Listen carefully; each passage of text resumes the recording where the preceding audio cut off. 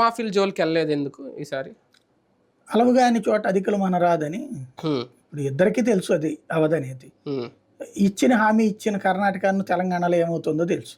తెలంగాణలో చేస్తామంటున్నారు 2 లక్షల వరకు కదా. మొన్న ఎలక్షన్ అయ్యాక ఎందుకు చేయలేదు? అంటే ఇప్పుడు కూడా రేవంత్ రెడ్డి దాని అదే మీద ఉన్నట్టు చెప్తారు. అది చెప్తానే ఉంటాడు. ఇప్పుడు 6 నెలలు అయింది వాళ్ళది. 100 రోజులు అన్నారు కర్ణాటకలో. అక్కడ 100 రోజులు అయిపోయింది, ఇక్కడ 100 రోజులు అయిపోయింది.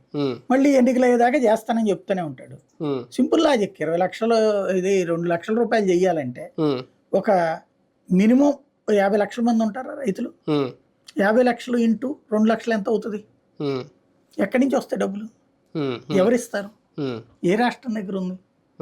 మొన్న అప్పటికీ అతను ఏం చెప్తున్నాడు కోమటిరెడ్డి, దశల వారీగా చేస్తామంటున్నాడు. అంటే ఏడాదికి ఎంత అని చెప్పేసి.